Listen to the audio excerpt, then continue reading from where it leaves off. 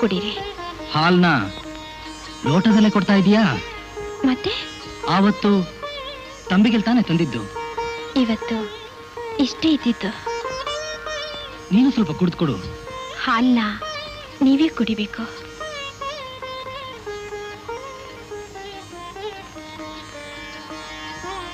ಬಿಸಿಯಾಗಿದೆ. ಬಿಸಿ ಅರ್ಧಲ್ ಕುಡೀರಿ. ಹಾಗ್ ಬಾ ದಾರಿಗೆ. ಬಿಡಿಂದ್ರೆ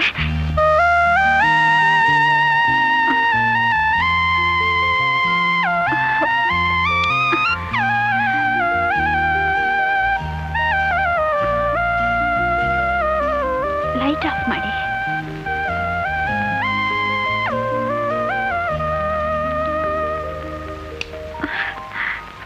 ಬಿಡಿ ಅಂದ್ರೆ ಅಯ್ಯೋ ಬಿಡಿ ಅಂದ್ರೆ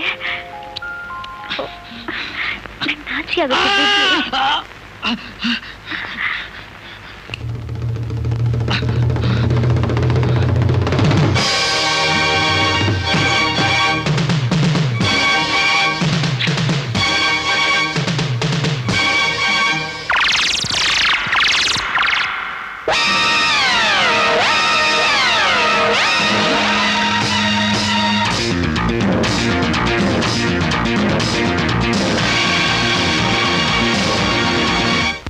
ಸಂದೇಹವೇ ಇಲ್ಲ, ಯಾವುದೋ ಒಂದು ಕೆಟ್ಟ ಆವಿ ಆ ಹೆಣ್ಣನ್ನ ಹಿಡಿದು ಆಡಿಸ್ತಿದೆ.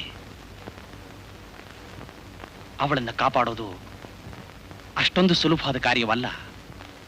ಸ್ವಾಮಿ, ದಯವಿಟ್ಟು ಆ ಹೆಂಗಸು ನೀವೇ ಕಾಪಾಡಬೇಕು. ನಿಮ್ ಕಾಲು ಹಿಡಿದು ಕೇಳ್ಕೊಳ್ತೀನಿ. ನಿಮ್ಮ ಪರಿಸ್ಥಿತಿ ನನಗೆ ತಿಳಿತಿದೆ ಚಾರ್ಲ್ಸ್. ಏನಾದರೂ ಮಾಡಲೇಬೇಕಂದ್ರೆ ಕಾಲಾವಕಾಶ ಬಹಳ ಕಡಿಮೆ ಇದೆ. ಯಾಕೆಂದ್ರೆ ನಾಳೆನೇ ಅಮಾವಾಸ್ಯೆ, ಅದು ಒಂದು ವಿಶೇಷವಾದ ಅಮಾವಾಸ್ಯೆ.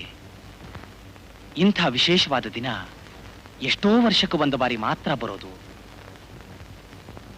ನಾಳೆ ಕೆಟ್ಟ ಆವಿಗಳ ಶಕ್ತಿ ಉಲ್ಬಣವಾಗತ್ತೆ. ನನಗೆ ಗೊತ್ತು, ಯಾರ್ದಾದ್ರೂ ಒಂದು ಜೀವ ಪಡ್ಕೊಂಡ ಮೇಲೇನೆ ಆ ಆವಿ ಆ ಹೆಣ್ಣನ್ನ ಬಿಟ್ಟು ಹೋಗೋದು. ಅಂದ್ರೆ ಆ ಹೆಣ್ಣನ್ನ ಹಿಡಿದ ಕೆಟ್ಟ ಆವಿ ಬೇರೊಬ್ಬರ ಕೊಲೆ ಮಾಡಿಸೋದಕ್ಕೆ ಪ್ರೇರೇಪಿಸುತ್ತೆ. ಇದರಿಂದಾಗಿ ಗಂಡ ಸಾಯ್ಬಹುದು ಅಥವಾ ಆ ಹೆಣ್ಣೆ ಸಾಯ್ಬಹುದು. ಸ್ವಾಮಿ, ಅಂತೂ ಇಬ್ಬರಲ್ಲಿ ಒಬ್ಬರಿಗೆ ಪ್ರಾಣಾಪಾಯ ಅಂತೂ ಖಂಡಿತವಾಗಿದ್ದೇ ಇದೆ. ಸ್ವಾಮಿ, ನಾನೀಗ ಏನೇ ಮಾಡೋದೇ ಆದ್ರೂ ನನ್ನ ಜೀವನ ಪಣ ಇಟ್ಟೇ ಮಾಡಬೇಕು. ಗೆದ್ರೆ ಎದುರಾಳಿ ಸಾಯ್ತಾನೆ, ಸೋತ್ರೆ ನಾನು ಸಾಯ್ಬೇಕು. ಆಯ್ತು, ದೇವಿ ಇದ್ದಾಳೆ, ಅವಳ ಮೇಲೆ ಎಲ್ಲ ಭಾರನೂ ಹಾಕಿ ಏನಾದ್ರೂ ಮಾಡ್ತೇನೆ. ಒಬ್ಬ ಉತ್ತಮಳನ್ನ ಕಾಪಾಡೋದಕ್ಕೆ ನನ್ನ ಜೀವ ಹೋದ್ರೂ ಸರಿಯೇ. ಚಾರ್ಲ್ಸ್, ಈಗ ನೀವು ನಾನು ಹೇಳದ ಹಾಗೇ ಮಾಡ್ಬೇಕಾಗತ್ತೆ. ಹೇಳಿ ಸ್ವಾಮಿ, ಖಂಡಿತವಾಗೂ ಮಾಡ್ತೀನಿ. ನಾಳೆ ಅಮಾವಾಸ್ಯೆ ಸಂಜೆ 6 ಗಂಟೆಯಿಂದ ರಾತ್ರಿ 12 ಗಂಟೆವರೆಗೆ ಆ ಹೆಣ್ಣೊಬ್ಬಳನ್ನೇ ಒಂದು ಕೋಣೆಯಲ್ಲಿಟ್ಟು ಬೀಗ ಹಾಕ್ರಿ. ಆಚೆ ಹೋಗೋದಕ್ಕೆ ಬಿಡಬೇಡಿ. ನೀವ್ಯಾರೂ ಆ ಹೆಣ್ಣಿನ ಬಳಿ ಸುಳಿಬೇಡಿ. ಅಷ್ಟರಲ್ಲಿ ಹೇಗಾದ್ರೂ ನಾವು ಆ ಹೆಣನ ಪತ್ತೆ ಮಾಡಿ ಸುಟ್ಟು ಹಾಕಿಬಿಡೋಣ. ನಂತರ ದೇವಿ ಕೃಪೆಯಿಂದ ನಾನು ಕೆಲವು ಶಾಸ್ತ್ರಗಳನ್ನು ಮಾಡ್ತೇನೆ. ಎಲ್ಲ ಸರಿ ಹೋಗುತ್ತೆ. ದೇವಿ ಮೇಲೆ ಭಾರ ಹಾಕಿ ನಾವೆಲ್ಲರೂ ಈ ಕಾರ್ಯಕ್ಕೆ ಇಳಿಯೋಣ. ನಾಳೆ ಸಂಜೆ 5:30 ಗಂಟೆಗೆ ಸರಿಯಾಗಿ ನಾನು ಕೆಲವು ಸಾಮಗ್ರಿಗಳ ಜೊತೆ ಬಂದು ಕಾಣ್ತೇನೆ. ನೀವುಗಳು ನನಗಾಗಿ ಆ ಮಂಟಪದ ಬಳಿ ಬಂದು ಕಾದಿರಿ. ಆಯ್ತು ಸ್ವಾಮಿ. ಯಾಕ ಚಾರ್ಲ್ಸ್ಗೆ ಪರಿಹಾರ ಹೇಳ್ಕೊಟ್ರಿ? ನನ್ನ ತಂಗಿನ ಹಾಳು ಮಾಡಿದವ್ರ ಮೇಲೆ ಸೇಟ್ ತೀರ್ಸ್ಕೋಬೇಕು ಅಂತ ನಾನು ಪ್ರಯತ್ನ ಪಡ್ತಾ ಇರುವಾಗ ನನ್ನ ಧೈರ್ಯನೆಲ್ಲ ಯಾಕೆ ಧ್ವಂಸ ಮಾಡಿದ್ರಿ? ವರ್ಮ, ನಾನು ಗುರುವಾಗಿ ನಿನಗೆ ಮಂತ್ರವಿದ್ಯೆ ಕಲಿಸ್ಕೊಟ್ಟಿದ್ದು ನಿನ್ನ ಸ್ವಾರ್ಥಕ್ಕಾಗಿ ಉಪಯೋಗಿಸ್ಕೊಳ್ಳಿ ಅಂತ ಅಲ್ಲ.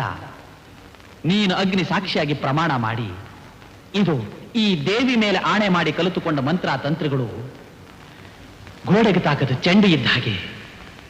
ನೀನು ಹಚ್ಚೋ ಬೆಂಕಿಲಿ ನೀನೇ ಬಿದ್ದು ಭಸ್ಮವಾಗಿ ಹೋಗ್ತೀಯ ಅನ್ನೋದನ್ನ ಚೆನ್ನಾಗಿ ಜ್ಞಾಪಕ ಇಟ್ಕೋ. ಮನುಷ್ಯನ ವಂಚಿಸಬಹುದು, ಆದ್ರೆ ಮಹೇಶ್ವರನ ವಂಚಿಸೋದಕ್ಕೆ ಸಾಧ್ಯವೇ ಇಲ್ಲ. ಲಕ್ಷ್ಮಿಗಾದ ಗತಿ ಗೊತ್ತಿದ್ದು ನೀವೇ ಹೀಗೆ ಹೇಳ್ತಿದ್ದೀರಾ? ವಿಧಿ ಬರಹನ ಬದಲಾಯಿಸೋಕೆ ಯಾರಿಂದಾನೂ ಸಾಧ್ಯ ಇಲ್ಲ ವರ್ಮ. ನಾನು ಬದಲಾಯಿಸಿ ತೋರಿಸ್ತೀನಿ. ಹಾಗಿದ್ರೆ ನಿನ್ನ ಶಕ್ತಿಯಿಂದ ಲಕ್ಷ್ಮಿಗೆ ಯಾಕೆ ಜೀವ ಕೊಡ್ಲಿಲ್ಲ?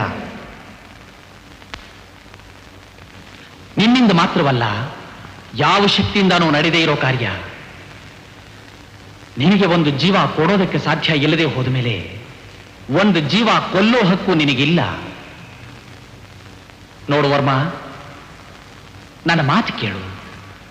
ಇನ್ಮೇಲೆ ಈ ಆವಾಹನೆ ಕಾರ್ಯನ ಕೈಬಿಟ್ಟು ಇದುವರೆಗೂ ಮಾಡಿರೋ ಪಾಪಕ್ಕೆ ಪರಿಹಾರ ಹುಡುಕು. ನೀನಿನ್ನೂ ಮಿತಿಮೀರೋದಾದ್ರೆ ನಿನ್ನ ಜೊತೆ ಹೋರಾಡೋ ಶತ್ರು ನಾನೇ ಆಗ್ಬೇಕಾಗತ್ತೆ. ನಿನ್ನ ಮಂತ್ರಶಕ್ತಿನ ನಾನು ತಡಿತೀನಿ. ಇದು ಸತ್ಯ. ಇದು ನಿಮ್ಮ ನಿರ್ಧಾರನ? ಹೌದು. ಅಂತಿಮ ನಿರ್ಧಾರನ? ಹೌದು. ನಿರಂತರ ನಿರ್ಧಾರನ? ಹೌದು. ಈಗ ನಾನೇನ್ ಮಾಡ್ಬೇಕು ಹೇಳಿ? ದೇವರಿಂದ ಸೃಷ್ಟಿಯಾಗಿರೋ ಈ ಪವಿತ್ರ ಪ್ರಾಣನ ದೆವ್ವನ ಆವಾಹನೆ ಮಾಡಿ ಕೊಲ್ಲಬೇಡ ಅಂತ ಅಷ್ಟೇ ಹೇಳಿದೆ. ನನ್ನನ್ನು ಕ್ಷಮಿಸ್ಬಿಡಿ.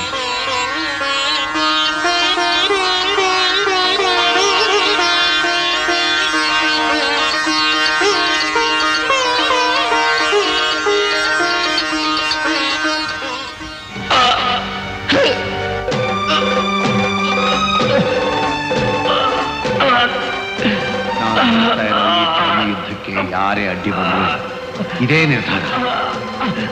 ನನಗೆ ಗುರುವಾಗಿ ಎಲ್ಲ ವಿದ್ಯೆಯನ್ನು ಹೇಳಿಕೊಟ್ಟ ನಿಮ್ಮ ಪ್ರಾಣನೇ ಕಾಣಿಕೆಯಾಗಿಟ್ಟು ನನ್ನ ಹೋರಾಟನ ಪ್ರಾರಂಭಿಸ್ತಾ ಇದ್ದೀನಿ.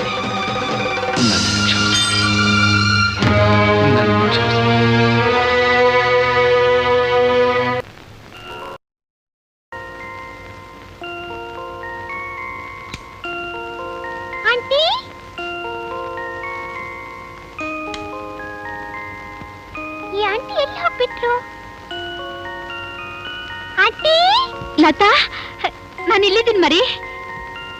ಆಂಟಿ, ಏನಿದು? ಬನ್ನಿ ಈಚೆ. ಬಾಗಿಲಿಗೆ ಬೀಗ ಹಾಕ್ಬಿಟ್ಟಿದಾರಮ್ಮ. ಯಾರು ನಿಮ್ಮನ್ನ ಒಳಗೆ ಹಾಕಿ ಬೀಗ ಹಾಕಿದ್ದು? ನಿಮ್ಮ ಅಂಕಲ್. ಇನ್ಸ್ಪೆಕ್ಟರ್ ಅಂಕಲ್ ಬೀಗ ಹಾಕಿ ನಿಮ್ಮನ್ನ ಜೈಲಲ್ಲಿ ಹಾಕ್ಬಿಟ್ರಾ?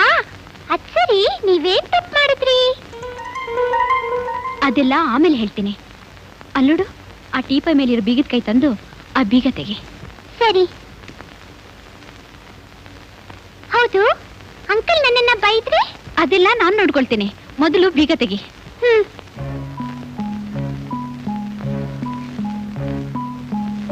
ಎಲ್ಲಿದೆ?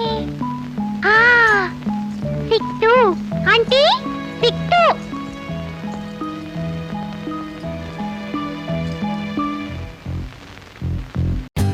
For more updates, like, comment, subscribe to our channel.